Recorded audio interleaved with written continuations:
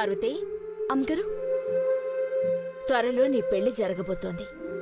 నువ్వు ఆ పని ఈ పని అంటూ ఇంట్లో పనులన్నీ చేసుకుంటూ పోతే అలసిపోతావు.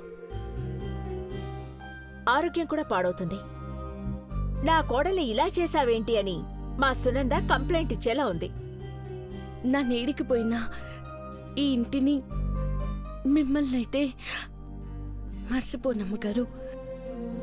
పార్వతి ఎప్పటికీ మీ ఇంటి పని మనిషే. గడప దాటిపోతావన్న ఆలోచన ఆడపిల్లకొస్తే ఆందోళన మొదలవుతుంది.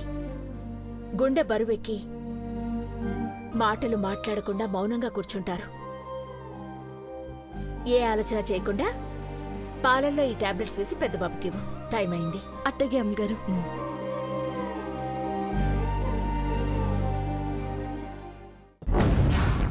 గతం గుర్తు రావడానికి ఇన్నన్ని టాబ్లెట్స్ ఇస్తున్నారా?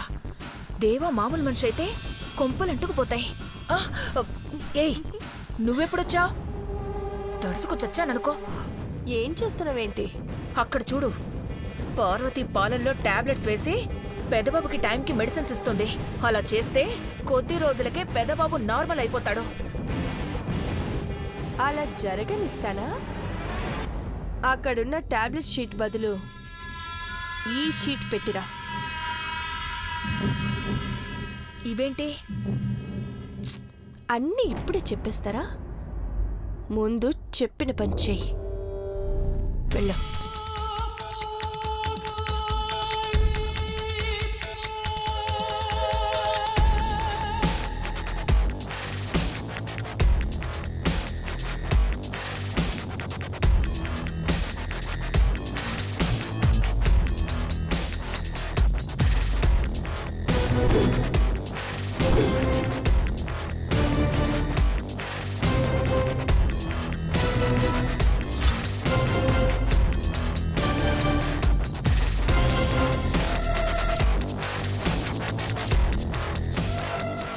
డన్.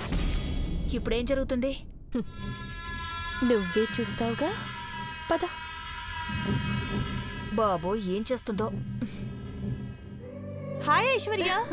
హాయ్. హాయ్ దేవగారు. హాయ్. Hi uncle. హాయ్ అమ్మా. అంటే God bless you. God bless you అమ్మా. కూర్చోమ్మా. ఏమ్మా, ఇప్పుడైనా రావడం? అవును అంకుల్. కూర్చోమ్మా. దేవగారు ఎలా ఉన్నారు? I'm all right. కూర్చో. బావా, ఆల్ రైట్ అంటే గడిచిన గతాన్ని గడగడా చెప్పాల్సి వస్తుంది. గుర్తొస్తుందా?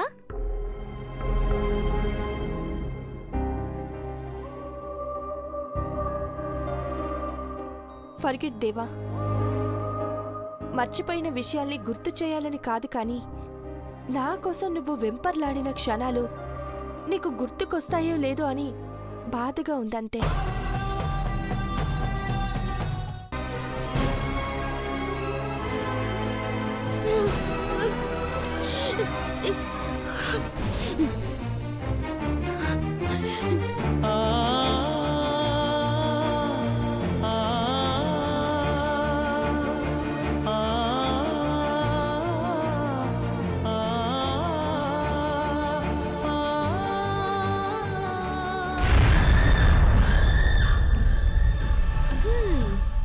ఏడవకు పార్వతి. నువ్వివ్వాలి అనుకున్న మందు మంచిదే.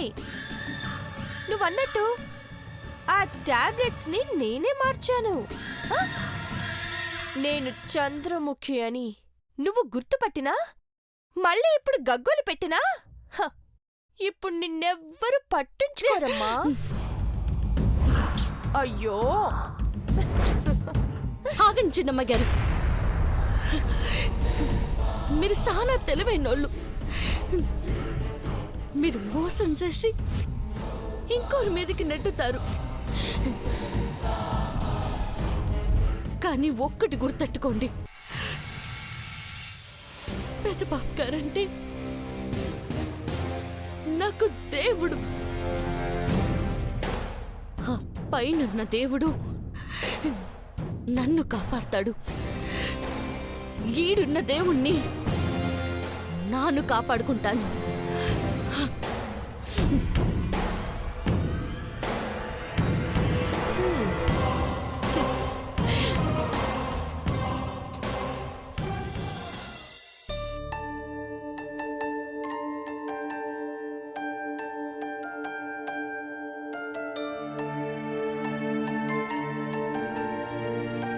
అక్క నువ్వు ఇట్లా ఏం మాట్లాడకుండా నీ పని నువ్వు చేసుకుంటా పోతే నీ బతుకు బుగ్గిపాలైపోతాదే.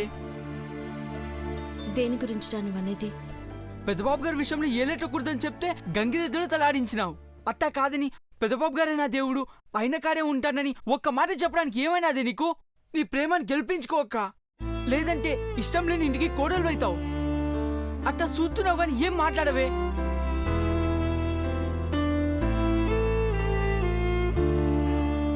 పెద్దబాబు గారంటే బాణమని ఇప్పుడు చెప్తే నా బాణం తీస్తారా? పెద్దబాబు గారికి గతం గుర్తొచ్చి నా గుండెల్లో ఉన్నది పార్వతి అని చెప్పేదాకా నా నోరు తెలిసి నిజం చెప్పండి కానీ పార్వతి,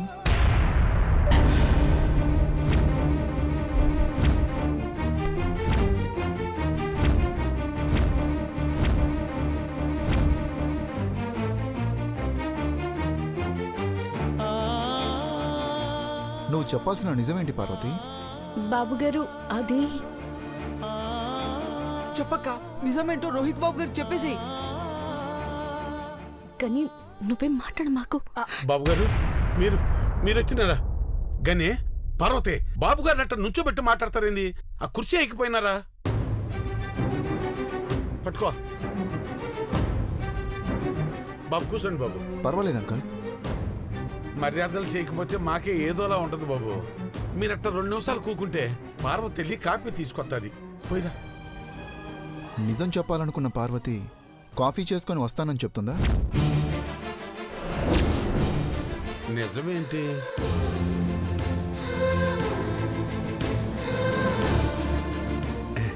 అక్క తమ్ముడు మిమ్మల్ని ఆట పట్టించడానికి అట్ట చెప్పుంటారు బాబు. Is it? అవును బాబు. ఇంకా సొత్తవేంటమ్మా, బేగిలి కాఫీ తీసుకురా. No problem. వద్దు పార్వతి. హనుమంత్ గారు, నేచర్ ప్రొటెక్షన్ మీద సెమినార్ ఉందని వచ్చాను. చాలామంది డెలిగేట్స్ వస్తారు. మీరు పర్మిషన్ ఇస్తే పార్వతిని కూడా తీసుకెళ్దామని వచ్చాను. ఆ మాట నన్ను అడగల బాబు. కలిసి బతకాల్సిన వాళ్ళు కలిసి వెళ్తే తప్పే ఉంది. పార్వతి బాబు గారంటే వెళ్ళిరా. అయ్యో అయ్యా, నాకు చాలా పనులున్నాయ్యా. వంట చేయాల్సింది కూడా ఉన్నది. నువ్వు చేస్తేనే పనులు అవుతాయా పార్వతి? ముత్యానికి నేను చెప్తాను, చేసి పెడతాదిలే. పెద్దబాబు గారి అలా ఏం తింటారో ఏటో ముత్యమక్కకు తెలీదయ్యా. దేవా డైరీ అంతా పార్వతికి తెలిసినట్టుంది. ఇది పని అంటే పడి చచ్చిపోతుంది బాబు. పెద్దబాబు గారికే కాదు, అమ్మగారికి అయ్యగారికి పార్వతి అంటే గురి. అందుకే నానే వంట చేస్తానని చెప్తున్నాను బాబు గారు. పర్లేదు పార్వతి, సెమినార్ అయ్యాక వస్తాను. నీ పనులన్నీ అయిపోతే అలా బయటికి వెళ్దాం. నీతో చాలా మాట్లాడేది ఉంది పార్వతి. ఇందులో ఏదో కలిపే ఉంటావని మా డౌట్.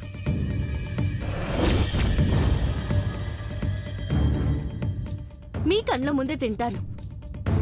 నానేదైనా కలుపుంటే ముందు నా పానాలే పోతాయి.